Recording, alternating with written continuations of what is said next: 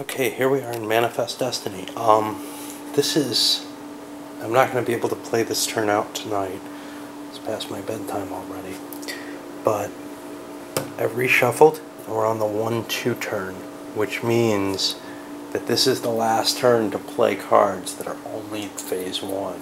Now, some players, like Blue, yeah, he's sitting on something that's a 2 Destiny card, but this is an Era 1 Destiny card. If he doesn't play this now, he's not going to be able to play it, I think. I have to look up the rules on that, but it makes it more important to maybe get a first turn order, in which case he may want to spend his token to grab that. Alright, so here we are at the beginning of this turn. This is perhaps the last turn that a card with, well, this is the last turn that a card that's only available in Era 1 can be played. A couple of people were holding Destiny cards from that era. I have to kind of tweak the rules a little bit here for the priority tokens. Normally, the first player, you can do it at any time prior to the turn order choice. Well, that's difficult for me, Solitaire. It would be difficult for me in a normal game, but we'll deal with that as a different issue. This is why this kind of game is hard for me to play not Solitaire. But playing it Solitaire, rather than playing by the rules, what I'm doing is allowing, and it's almost acceptable, because it could have been done during the adjustments phase, people to make their plays based on what they're thinking. So Red waited until everyone played and then said, oh yeah, I had last pick, and they did. They were in the last. I'm switching to first. Everybody else bumps down one, and I want the first pick. And this mutates everything, because rather than shifting down, green would still take this.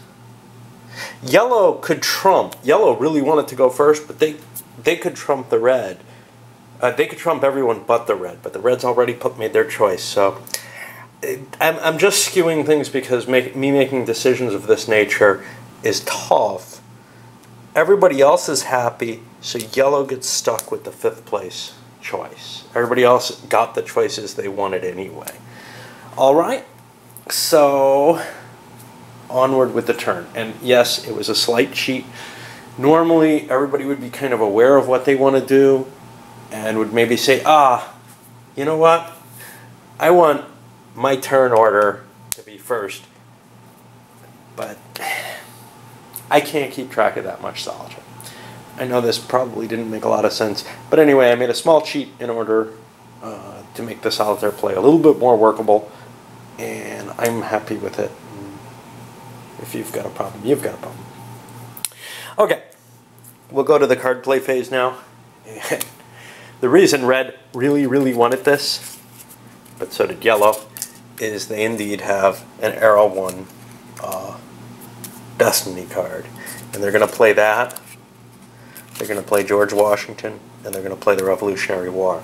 And oh look, the great American state, which is pretty much the Virginians, is seceding. Blue, going second, played a number of cards, mainly to lower their hand, but one of their key cards was the World War, along with that Revolution. That caused the person with the most profit, most cash, and most victory points each to lose 10 bucks. They got 10 bucks before this happened. However, they weren't the top cash holder. The top cash holder was the guy who just scored the gold card. So each of them had to pay 10. Well, he had to pay 10 of his cash. Green had to pay for both victory points and for higher profit, so it cost him 20 bucks. Nice play by Blue, it turned out. They thought they were going to have to pay one of the penalties. Okay, onward. Green played a spy as Timber, which got them 45 bucks. Great and fine and all. They wanted to play Remember the Alamo as well, but it's a Destiny card, and one has already been played in the California Gold Rush. This is how they got bumped, and why they're going... No, they're not going last. Huh. Well, they really wanted to go earlier than they did. I'm not sure why they allowed that to happen. They made an error. Alright, was yellow? Yeah, yellow's holding an arrow 1. I guess green thought they could get away with it. I don't know what made them think that. Alright, onward into purple and yellow. Red definitely capitalized off this turn during the investment phase. They could only buy 3 tokens, but they picked up Unity, which gives them a couple of victory points. The Railway, they got to roll 2 dice, got, what, a 2? Yeah, a 2 and a 6 for patriotism, which gave them that, after having traded in for a Pioneer. That Pioneer is now over on the deck, but now they have 2 breakthroughs in their hands, and they've still got enough tokens that they can jump into Northern California for the Gold Rush. Nice combination of plays. And that'll allow with the railroads to pretty much take wherever they like in the Northwest. Okay, so here we're at one of these confusing points. I don't know how to read the Ben Franklin card. $20 discount on Unity or Innovation. Is that an inclusive or exclusive or? Be nice if they told you. I look in the rules, I look in the reference book, it's not clear. Most of these games, those things, well, in things like Civilization or in Age of Renaissance, these cards can be used for multiple things. I'm going to allow that here, and Purple is going to be taking a $20 discount on both of these cards, and therefore buying them. What have we seen since then, in addition to that? So, Red jumped off to a great start. Blue positioned themselves, grabbing a couple more openings. They were unable to use the Fulton steamships. They would have had to buy railroads too. This is why they didn't play it, but they want to play it now to get it out of their hand. It's an Arrow 1 card. This is the last turn they can play it. Green bought railroads. I don't think they bought anything else. And they managed to get, oh, they did buy a Pioneer, which got them mechanization, which allowed them for 1 point to get a new card. And they picked up Babe Ruth, which they're going to use next turn, probably, if they can. They want to have some pieces for expansion, so they didn't go for a city as well. I didn't see much point to that. Now the final, let me see, we had, yeah, Purple.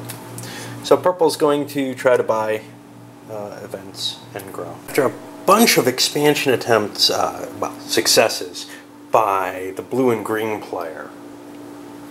Blue had gotten itself into Oklahoma, Iowa, etc. Green as far as Saskatchewan. The purple player used his Star Spangled Banner bonus. Now what's cool about this is, unlike all the other bonuses that I've seen so far, which are like, oh, you get this bonus for 3 die rolls or something, this one is a one-shot bonus. You get to call, oh, I want to re-roll, but he didn't have to use it because you have this attack bonus, 2 dice against 1. He didn't lose any battles, so he swept in throughout the South Central region, and he also took Saskatchewan from the Canadians.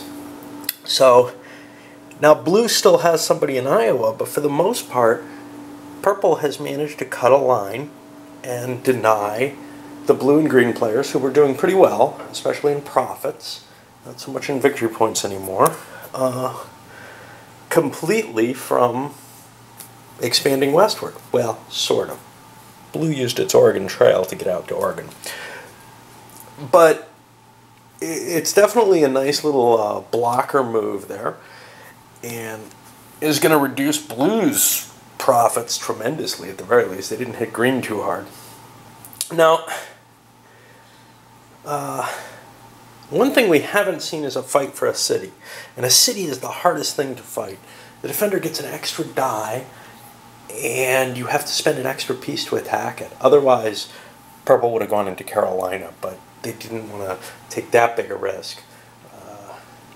So instead, doing what they did, kind of shutting the door as much as they could, seemed like a good move. Okay, and we got one left, yellow. And so that's the end of the one era completely.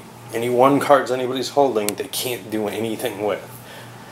We're solidly in the two era now. Purple had like 7 gains on the profit chart, putting them way up here, but green's still ahead. Blue, on the other hand, actually took a loss and dropped a space down. So purple gained over them, but green's in a pretty potent position, and they're not that far behind in victory points. Blue is, they got really gutted here. Their strategy of moving, you know, of not advancing technologically particularly much early on doesn't seem to be working very well. But I think it's more to do with the card play and the positioning, the fact that purple really wanted the territories that blue was sitting in, just in terms of a defensive shield. All right.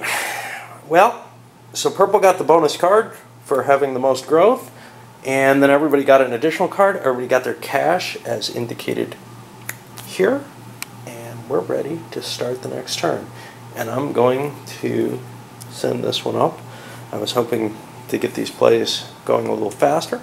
Nobody's got the most cities token right now because blue and green both have 2.